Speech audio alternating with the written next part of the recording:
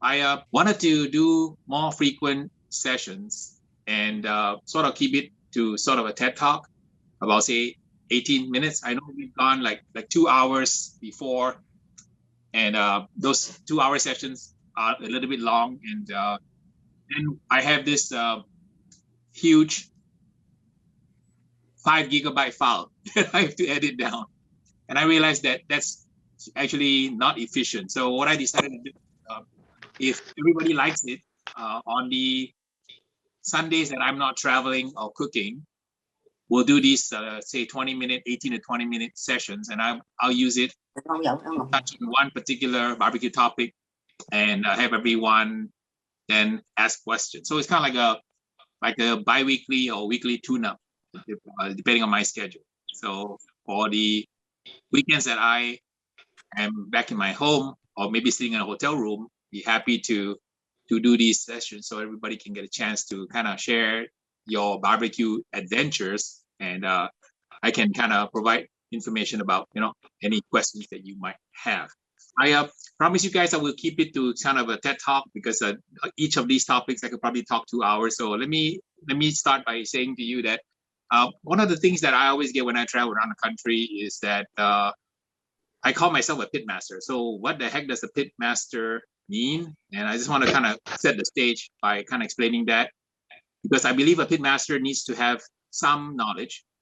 So let's say you go to college and you become an expert in any particular area. You become a chemist or engineer, a lawyer, a writer. There is a body of knowledge that you are expected to have. So the idea is that when you are a pitmaster, what does a pitmaster mean? So according to the dictionary definition, a pitmaster is someone who operates a barbecue pit. And what does that really mean when you operate a barbecue pit? So what I want to try to do is, at least, regardless of whether you call yourself a pitmaster, a grill master, an outdoor chef, a live fire cook, master of your pit in your backyard barbecue hero, it doesn't really matter what you call yourself. So my hope is that if you follow me on Patreon, you watch my videos, you come to my classes, you listen to me talk, I hope to kind of elevate you in your knowledge, techniques, expertise, methodology in sort of 10 areas.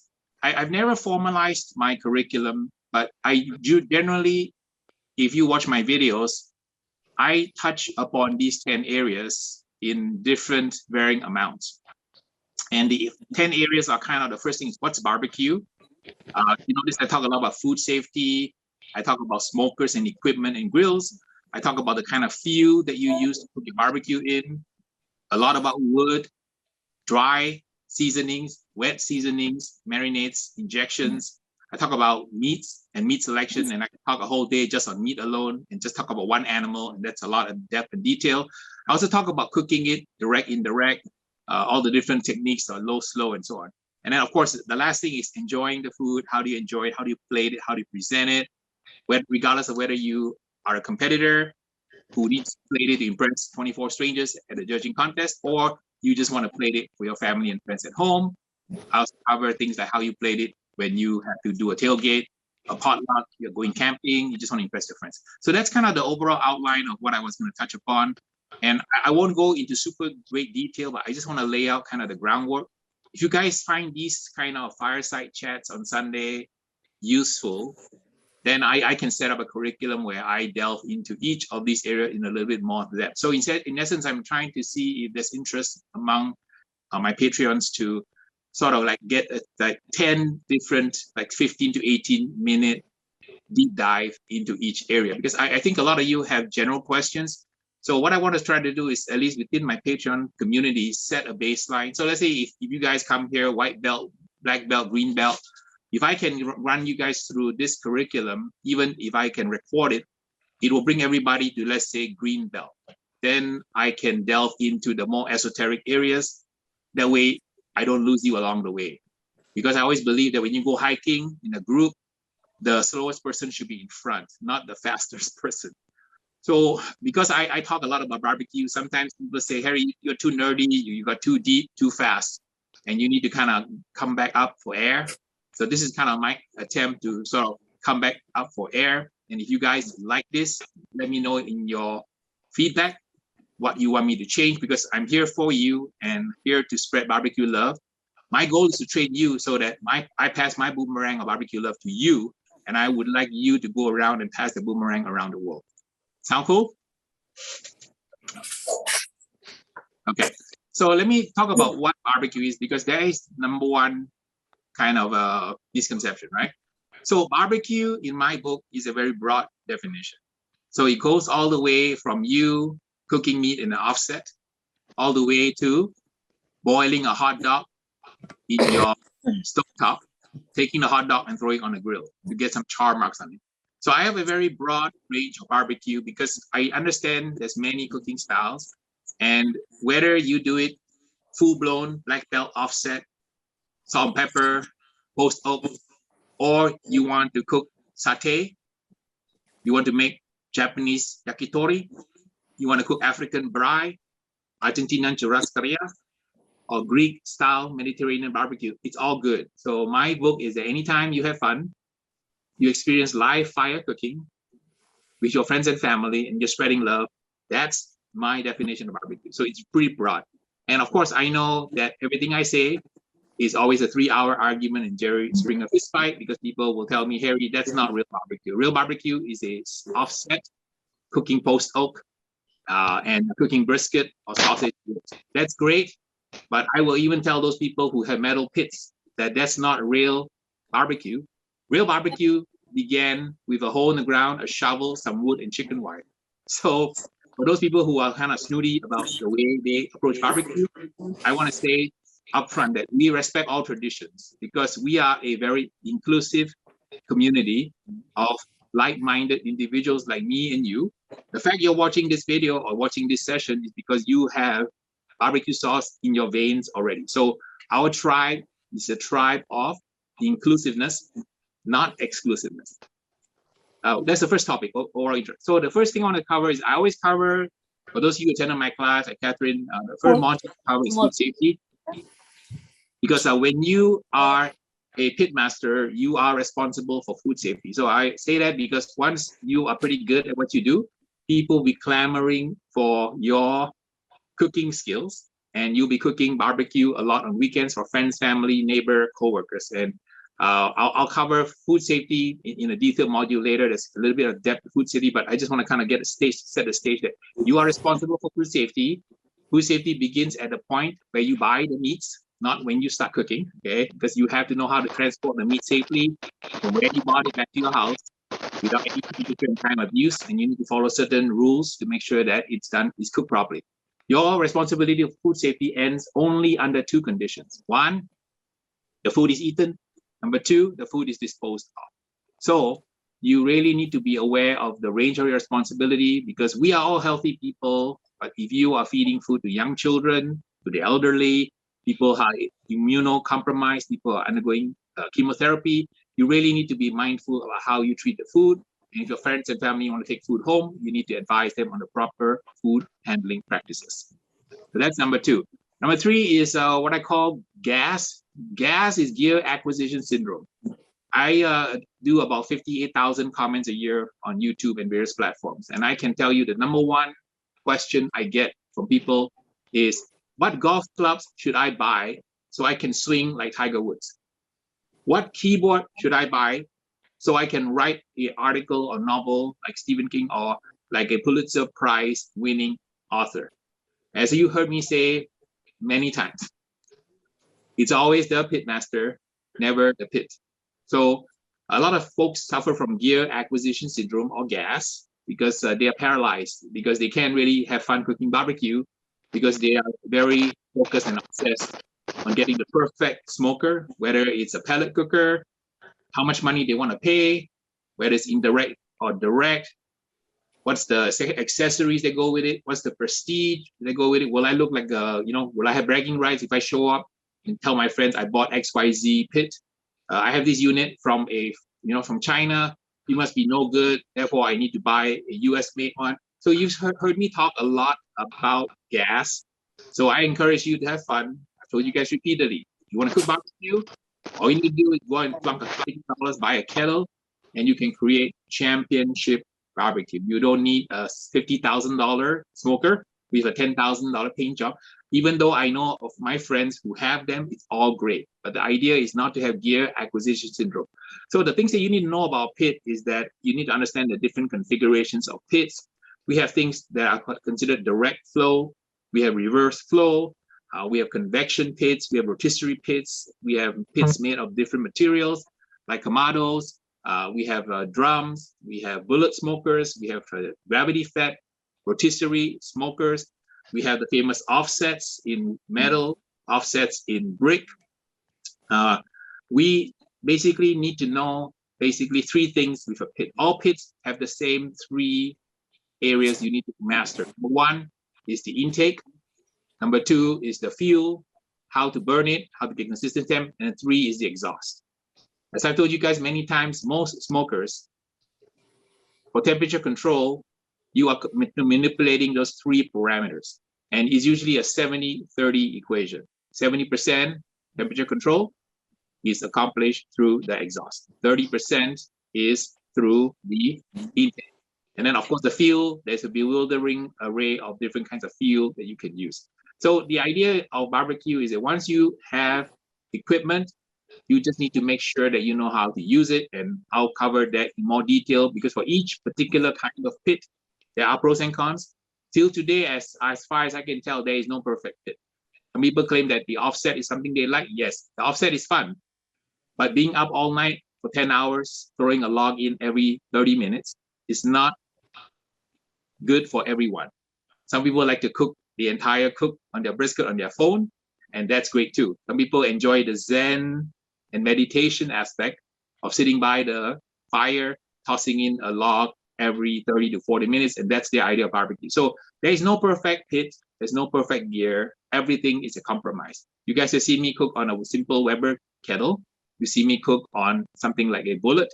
You see me cook something like on a charcoal summit, which is like a large kamado. You see me cook on pellet cooker. So I've proven to you repeatedly, you can see from the smoke ring, how moist the meat is, how beautiful it looks. The equipment really is not a really big factor. So long as you know how to operate it, you should be able to get good results.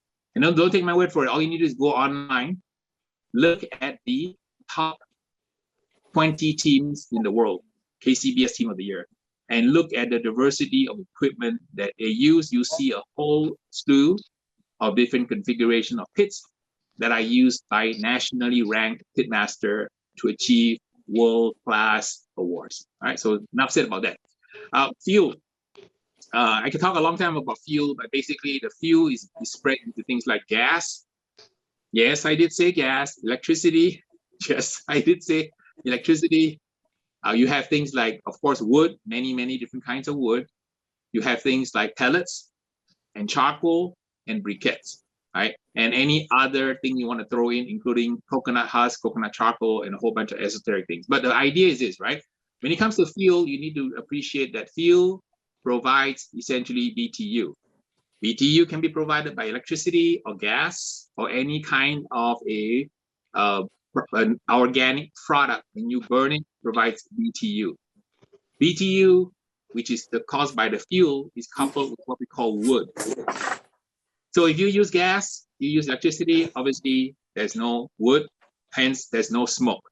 So when there's no smoke, you're not going to get smoke flavor, but that's okay because you can get a great result cooking food in the oven. I've shown you guys a few videos of cooking ribs and brisket in the oven. You just use a little bit of technique to add the smoke through a spray bottle where you spike it with liquid smoke and water, which you spray on meat. Now, wood is a very in-depth topic, so I will cover in great detail. But the idea that I want to pass on to you is that when you want to get barbecue, the magic of barbecue comes through the wood. Specifically, it comes through the evaporation of the resin in the wood. So all wood is comprised of three things, right? We have basically the cellulose, hemicellulose, and something hard in the wood called a resin called lignin. A pitmaster, a skilled one, knows how to evaporate that resin to create gases that are used in barbecue. Now, I'll cover that in great detail, but the bottom line is that you need to know your woods because woods have BTU. Some woods have more BTU than others. So for those of you who burn post oak, pecan, and mesquite, you notice that wood gives out a lot of BTU. So the heat is really, really high. For those of you who try to cook a brisket with apple wood, you know that you're going to use a lot of apple wood. You're using just apple wood to cook your food because apple wood has low BTU. In my book, right, I like to use charcoal as my BTU and add the wood chunks myself because I find that saves on using expensive wood, because you guys know me, I am process efficient and cost efficient. I'm cheap and lazy in my cooking. I just want to get championship results with least amount of fuss, least amount of effort, least amount of expense. That's my style. When you talk about wood, wood itself, right, has different flavor characteristics. And I have some videos out there that speak to the different kinds of woods. You guys know I'm really good friends with Patty Sharp of Sharp's Gourmet Cooking Wood here in Orange County. And I buy my wood from her. She supplies my wood in barkless, tennis-sized chunks. And that's my preferred method of cooking. If you cook cooking offset, you're using whole logs, and you can source whole logs from her also. I believe she ships now nationally. I'm sure it's expensive to ship wood across the country, but if you need something special, she has probably 30, maybe 30 different kinds of woods that give you all kinds of different options and flavors that you can experiment and try. And that's why I say in barbecue, you can never run out of options to cook, because there's just so much stuff you can change during a cook. So that's the wood.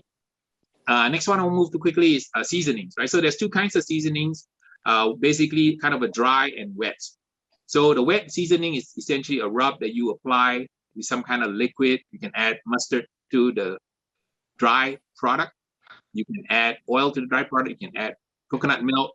You can add water to the dry product to create a slurry, and then you slather it onto your meat.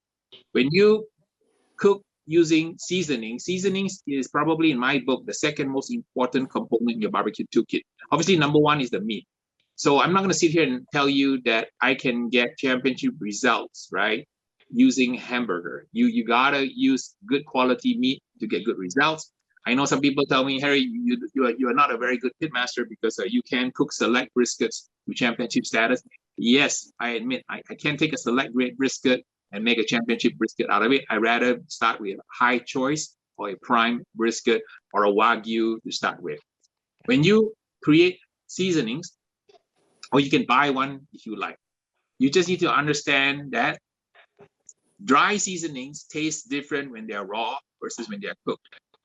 So there is really no substitute. When you make a seasoning or you buy seasonings, you really have to use the seasonings and taste the seasoning at the end when the product is cooked. And when you taste it, you'll find that the same seasoning, like say an all-purpose chicken rub, cherry rub, pecan rub, or whatever, right? It tastes different on different meats. You can apply it to fish, you apply it to chicken, you apply it to lamb, you apply it to beef. It all tastes different. So in my book, right, the only way to know is to test it. So I do extensive testing on my products. Just as a tease, I have about 7 new rubs coming and 3 new sauces, because that's what I've been working on for the past year. I enjoy creating flavor. So when you look at a plate, you see a white plate. I see a canvas that's empty for me to paint with different meats, with different flavors. So I see the world a little bit differently than you do.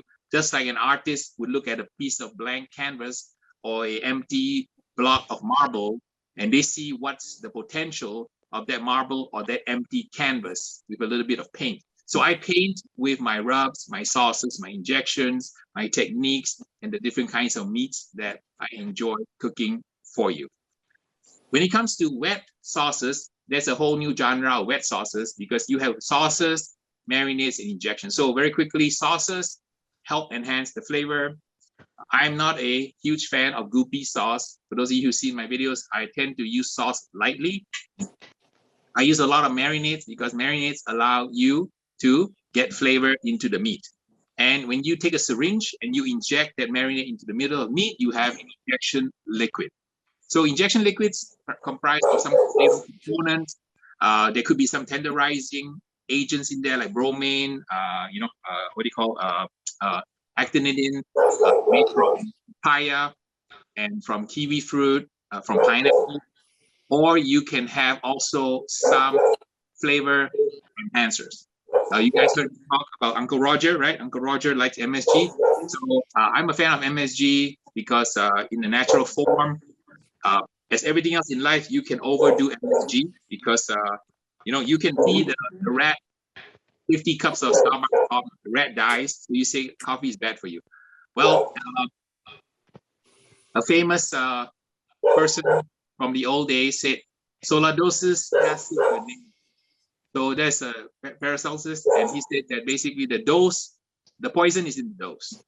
So the idea is that if you use too much of anything, that's what causes the problem. But if you know what you're doing, I can teach you guys how to use natural forms of monosodium glutamate, which is MSG from kombu.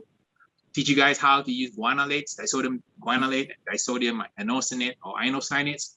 And I covered that in my videos on how to get flavor.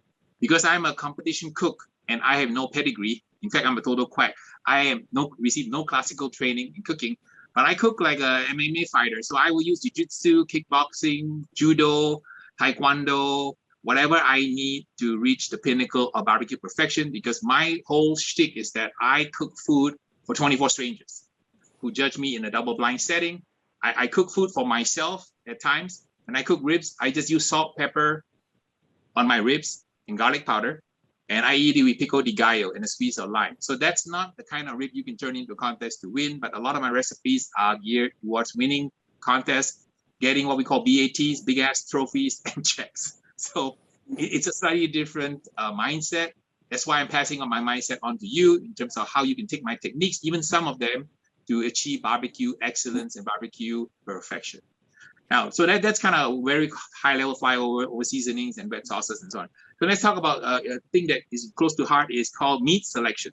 So obviously, there are different animals out there. There is much to learn about the meat itself, because you have to learn about the animal. So a cow, a hog, chicken, seafood, lamb, and so on, and birds like turkey, quail, poultry. So as a skilled pitmaster, you should kind of know your way around the repertoire of meats that you enjoy eating, that your family enjoys eating. If you're a hunter, I just came back from a session in Shields University. It's a hunting store. For those of you who do not know what Shields is, they have 8,000 employees. There are 30 plus stores around the Minnesota, North Dakota area. So they're huge. They're probably, I think they have more employees than even Cabela's or Bass Pro Shop. So their whole shtick is that they are oriented around hunting, camping, and outdoors, and cooking. So I was fortunate to be invited to present my products to them. They started carrying my products with great success, and they have been watching me on YouTube, and they've been using my YouTube videos to educate their sales associates on how to get world-class barbecues. That's why they invited me. I did a number of many sessions for 80 different sales associates talking about the art and the science of barbecue. So the barbecue has two parts, science and art. And what is unique about my channel is I kind of give you the art and the science. I don't tell you Harry does it this way, monkey see, monkey do, follow Harry and you get great results. I take time to explain the why, because I'm a very curious person. The why, in my opinion, is more important than the how and what you cook. I want to know why. I used to annoy a lot of my teachers in school, but that's kind of who I am. And I hope that, that is meaningful and useful to you, because, it's not a matter of just merely following me. You follow me and you understand what I'm doing and why I'm doing it. So when things change for you and things don't come out right, you know how to react. Right now, meat selection involves understanding the animal, understanding your primal cuts, whether you want to butcher a deer, you want to butcher a moose, you want to butcher elk, you want to just buy your meat from the store. You usually get in what we call a retail cut. So retail cut is like a slab of ribs. So slab of rib is a retail cut because it comes from the primal cut of the hog, where they shave the rib rack off the carcass of the hog. Within the retail cuts, you take it home. You need to understand how to fabricate the retail cuts. You've seen my videos on how I take a spare rib itself, fabricate it into the component parts of the diaphragm or the flap, taking off the sternum, taking off the rib, what we call the rib tip, and then taking off some of the extra bones, taking off the extra fat, trimming it, removing the false lean or the insertion point to the pectoralis. You kind of seen all that. So fabrication is important because that's your skill as a pitmaster. You need to know how to take a brisket that you buy, whether you buy a packer or you buy just the flat. You need to know how to fabricate the packer into a cooking brisket. You can do many different kinds of cooking briskets. You can do what I call a restaurant cut. You can do a backyard cut, catering cut. You can do a competition cut. So fabrication is important, and I want to make sure that all of you have some base knowledge of how to cut up a chicken, cut up a piece of a steak, cut up a rib, and cut up a brisket.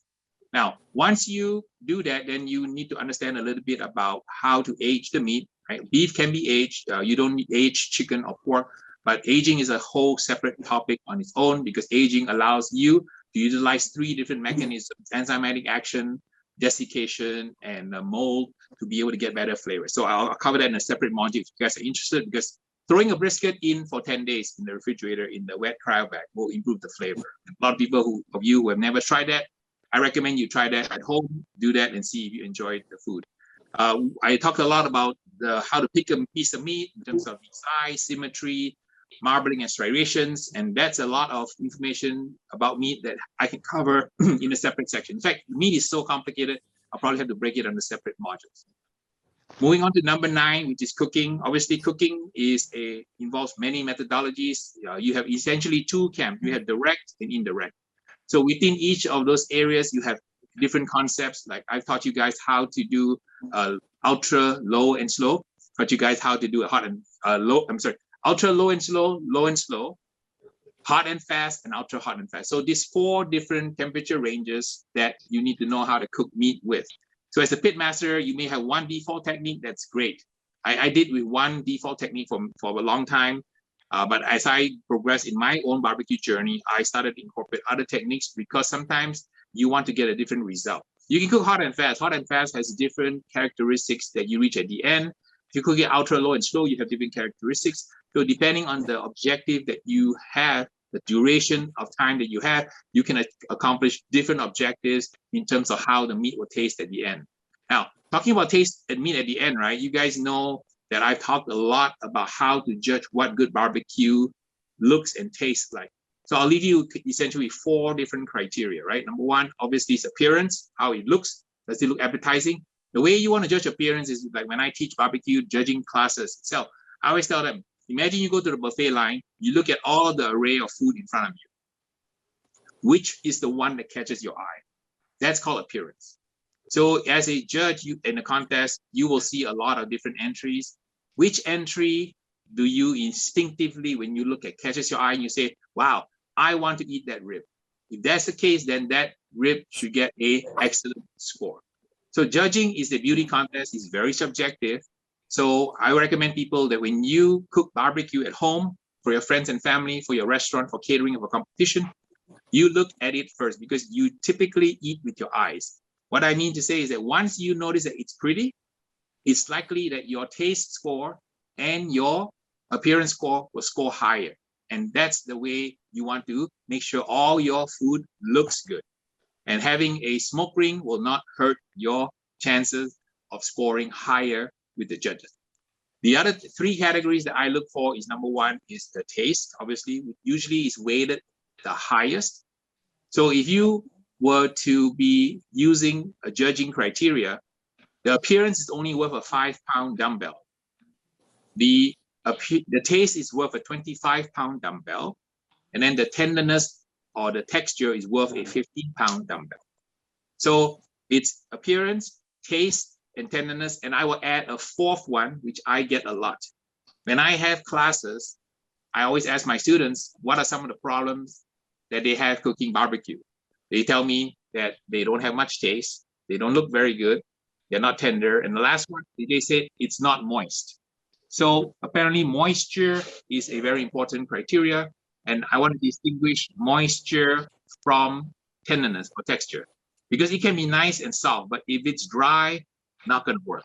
So the key to cooking barbecue is to ensure that you nail these 4 characteristics of appearance, the taste, the tenderness, and the moisture. All right. So with that, I've covered very quickly what I believe to be my Harry's barbecue body of knowledge, or B-BOK, as I call it informally.